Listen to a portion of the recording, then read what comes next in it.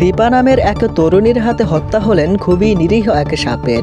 হ্যাঁ দর্শক, আপনারা ঠিকই শুনেছেন। বিষয়টা অবাক করার মতো লাগলেও এটাই সত্যি। গতকাল রাত 9:30 ঘটিকায় ময়মনসিংহ শেরপুর ঝিনাইখাতি এলাকায় এই ঘটনাটি ঘটে। জানা গেছে গতকাল রাত 9:30 ঘটিকায় মিস দীপা এবং তার খালাতো বোন মিস মনি দুজনে মিলে টিকটকে ভিডিও বানানোর জন্য ডান্স রিহার্সাল করছিল। ঠিক এমন সময় তাদের কাছে চলে আসে একটা বিষধর সাপ। যদিও জানা গেছে সাপের শরীরে একটু পরিমাণও বিষ ছিল না। যদি সাপটা কামড়াতো তাহলে সেই সাপের কামড়ে কোনো রকম বিষক্রিয়া হতো না। জানা গেছে তবুও সাপটা দেখে মিস মনি ঘাবড়ে গেলেও মিস দীপা একটুও না ঘাবড়িয়ে পাশেই পড়ে থাকা লাঠি দিয়ে সাপটাকে ইচ্ছে মতো পেটাতে থাকে এবং পিটনি খেতে খেতে এক পর্যায়ে সাপটা ইন্তেকাল করে ফেলে। ইন্না লিল্লাহি ওয়া ইন্না ইলাইহি রাজিউন। প্রিয় দর্শক, এখানেই শেষ হয়নি। মরহুমের কোনো রকম জানাজা দাফন কাফন না করে তারা দুজনে লাশটাকে লুকিয়ে ফেলে, যাতে এই হত্যার ব্যাপারে কোনো লোক বা কোনো প্রশাসন কিছু জানতে না পারে। কিন্তু তারা একটা ভুল করেছিল।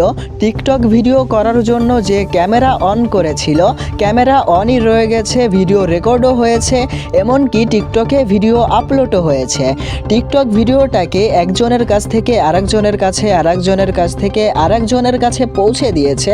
ঠিক এমন করে হত্যার বিষয়টা প্রশাসনের কাছে পৌঁছে যায়। শেরপুর সদর থানার ওসি জনাব মোহাম্মদ জুবাইদুল আলম তার ডিপার্টমেন্ট নিয়ে ঘটনাস্থলে পৌঁছান এবং ইনকোয়ারি করেন। অনেক জিজ্ঞাসাবাদের পর, অনেক খোঁজাখুঁজির পর অবশেষে ডেড বডিটা পুলিশ খুঁজে পেতে সক্ষম হয়। পুলিশ লাশটা শনাক্তকরণ করে নিয়ে যান এবং পোস্টমর্টমে ধরা পড়েন সাপের শরীরে একটু পরিমাণেও বিষ ছিল না। কারো কোনো ক্ষতি না করেই, কোনো অপরাধ না করেই সাপটা শুধু শুধু নিজের জান দিয়ে বসলো। প্রিয় দর্শক, আমাদের কি কোনো অধিকার আছে কারো জান বা কারো প্রাণ ছিনিয়ে নেবার? অবশ্যই কারোর প্রাণ কারোর নেওয়ার অধিকার নেই, কারণ আপনার শরীরটা আপনি নিজে বানাননি, আপনার রুহটা আপনি নিজে তৈরি করেননি, আপনার শরীরের কোনো অঙ্গ প্রত্যঙ্গ আপনি তৈরি করেননি। আপনি যেহেতু আপনার শরীরের কোনো কিছুই তৈরি করেননি, সুতরাং আপনি আপনার দেহের মালিক কোনোভাবেই নন।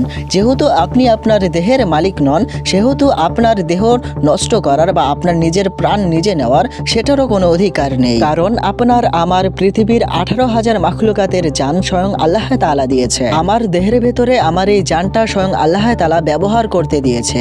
এটা রক্ষা করার দায়িত্ব আমার আছে, তবে নষ্ট করার দায়িত্ব নেই। এক কথায় বলতে গেলে আমার দেহের ভেতরে আমার এই জানটা স্বয়ং আল্লাহ তাআলা আমার কাছে আমানত হিসেবে রেখেছে। তাই তার যখন ইচ্ছে হবে সে তখন নেবে। আমার দায়িত্ব আল্লাহ তাআলার আমানতকে রক্ষা করা। শুধু আল্লাহ তাআলার আমানত নয়, আমানতের খেয়ানতকারীকে আল্লাহ তাআলা মোটেই পছন্দ করেন না। সবাই এই দিকটা খেয়াল রাখুন। ভালো থাকুন, সুস্থ থাকুন। আল্লাহ হাফেজ।